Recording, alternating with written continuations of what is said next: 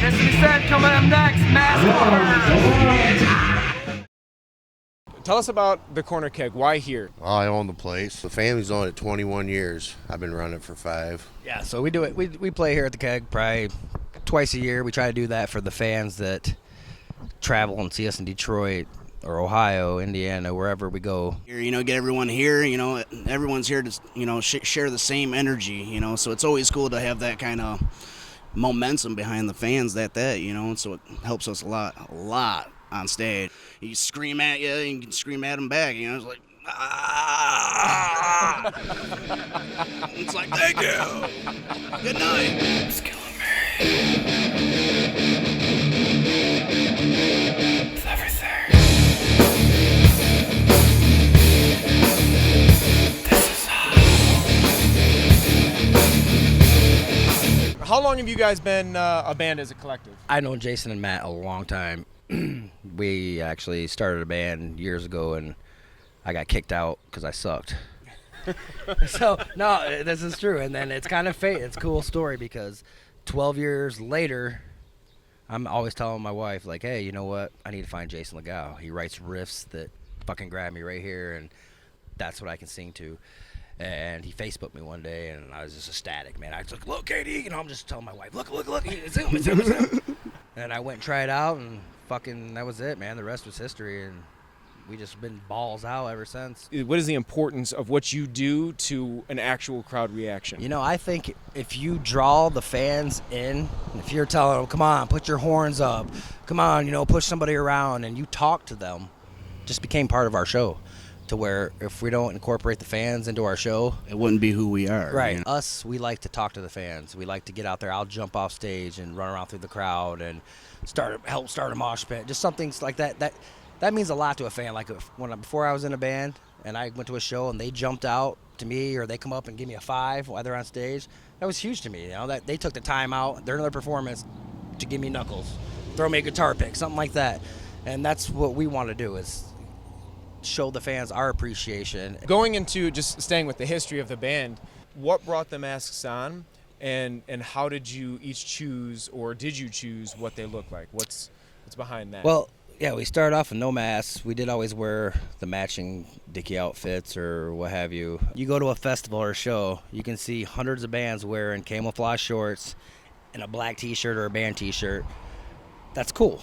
But if you see someone wearing masks, you stop and you look, and then the music draws you in. So I started it. I wore the first mask, and it's always something I wanted to do, Then it just kind of branched off to where they're like, shit, we need some masks too, That's cool, It actually looks cool, At first they kind of doubted it, and then they're like, damn, that's kind of cool. And really, from the time we played with no mask, 2 masks, we jumped up so far, so fast, it was just ridiculous. So tell us about the image itself of the mask. Who wants to talk about that? Really, images of itself is just, I don't know, it's us in a horrible day, is kind of pissed off mood, and so, mask kind of shows that, really. We started off buying them online, and then I reached out to Roy Woolley off Face Off on Sci-Fi Network. Oh, okay. And I just hit him a message on Facebook and asked him to make me a mask, and he made me one, and everybody liked it. So then Jason got a mask made, and then Matt got one made. Joe is different because he likes his hair out. He doesn't want a full cowl. So the clown started with it was actually my daughter's costume at one point, and she hates his guts for it now that he still has it.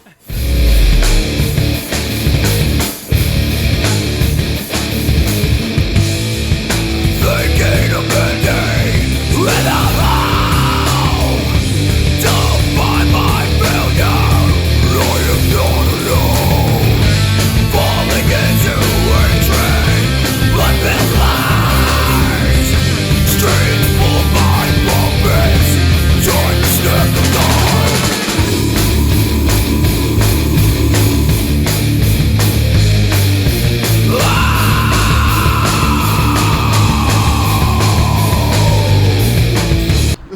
Is there a preparation time for you guys? How long before? I mean, you gotta be you for a minute while you load and tune and everything else. But when do you mentally start to put yourself on stage?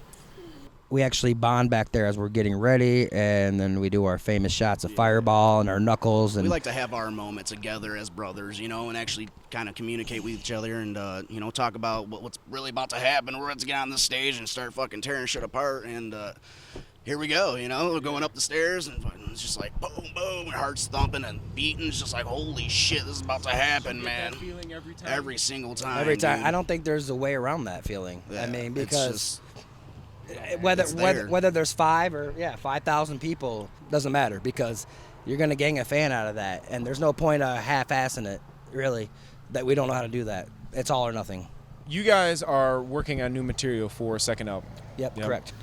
We didn't go soft, we didn't go mainstream. We What's write the, what we the like. Theme? Like, on the first album, did you guys have a general core theme, or was it just songs as you wrote them, just compiled the best of the best? And I Pretty think that's much. what it was, and then we titled the album Driven by Rage, and if you listen to most of the lyrics, that's what it is about rage. And all our songs, straightforward life experiences is what they are, As far as the riffs and the music, though, I nitpick the shit out of it. So we'll play a song for a while, and we'll be like, I just ain't feeling it. So we'll fucking drop it. and move on, and then maybe come back to one riff out of that song. what, as a band, is your most favorite song to play live? My favorite's probably My Revenge, dude. It's just fun. I love seeing the crowd get into it. Yeah, move in. It's like, it's the funnest time, I guess. Yeah, I have fun. I can be pissed drunk and still lay that song down. So that's, we played it so many times, man. It's ingrained in my brain, man. And, for us, we play it a lot. And we get burnt out on them sometimes. But, like when we come to Detroit and met you guys, that's all new for you guys. Oh, yeah, We've been playing that shit for 4 years before we came up there. So we're like, all right, here we go. But you know what? Seeing the reaction from all those new fans, we're like, damn. I was stopped dead in my tracks as soon as you guys came out. I mean, having done research beforehand, the masks didn't surprise me. I was, anticipating them, but at the same time, it's the presence. So it's not so much what you put on, but what you bring forth after having taken the stage like that. But then once the music started, I was like, oh, okay, So bad. We practice Got my all the attention. time. We put blood, sweat, and tears in this shit. And it's our life. Without music, I would probably be insane right now. I really would. It's my therapy, and these guys became not only my brothers and my family. I mean, I love these guys, and I couldn't imagine not playing with them or seeing them on a regular basis. I really couldn't. Anything to get off there. You're so pathetic, it makes me sad.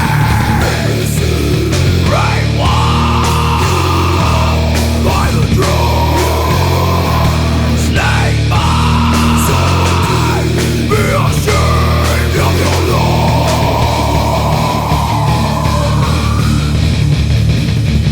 I'm gonna. Now everybody can answer, but I'm gonna direct this towards Jason. I understand you write the music, a majority at least. Yeah, I guess. Where's your musical influence? At what point in your life did music just reach out and grab your throat and you stopped? Yeah, when I was about 10, probably, I guess. I started playing when I was about 10 and never stopped. And Cold Chamber came out, baby. I had their influence. A lot of bands. There's too many. Devil Driver. I like Devil Driver. Of course, Pantera style shit. Static X grabbed onto me, of course. Back in the day. Because no one plays like them. They're a one-of-a-kind band. When you hear that first riff, you know it's Static X for he even sings. And that's kind of what we want to do, is stick out. We try not to sound like anybody else. We play from our hearts and what we want to write. What can we expect from the new album? Is there? It's a little heavy duty. It's a little heavier than the first one. It's a little more thought out. The first one was a little rushed. But this one, we're taking our time on. That's why we're not done yet. We've been wanting to take a break and write it, and I love being on stage, so I keep booking shows. Finally, Jason's like, dude, fucking stop booking so we can write. I'm like, all right, we'll write. And the four of us together, we got something special. Like, we can Jason start off with a riff, and we freestyle shit that if we record it, would just be a good song. Probably be a good song. We can freestyle like no other band ever. Like we can go off the cuff and just make a badass song. I don't know. We just mesh well together, and we're one of few bands that been around and stuck with the same original 4 from day one. You had mentioned that you might be experimenting with clean vocals. Is that something you still moving forward with? They're pushing me to do that. I'm a little self-conscious about it. I used to be able to do it. The band before them was death metal, and it fucked me up a little bit in the throat. But I'm coming around, so I just got to get out of my shell, get out of my box, my comfort zone. Yeah, I'm comfortable absolutely. screaming, and it works for me. But I am working on it. Jason's pushing the shit out of me to do it. Every practice, every time me and just hang out, dude, sing it, sing clean. You can do it. But Well, you got the support, though. I just got to do it. But so that fucks me out. Support, though. You gotta laugh. But if I'm at practice and I sing clean, they look at me laughing, then I'm like, fuck, I ain't doing it now. It's going nuts. When you can get over your brother's laughing, you can get over that asshole in the corner who's 80 beers in laughing at you. and he was laughing at something else to start with. I'd like to say we love each and every one of you fans.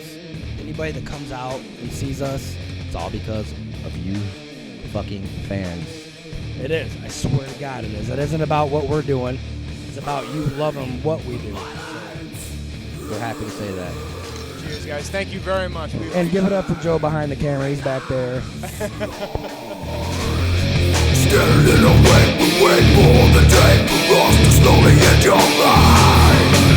Forces on your side, the evil and the blood that hate you from the inside. Life is who we all will tell you once again.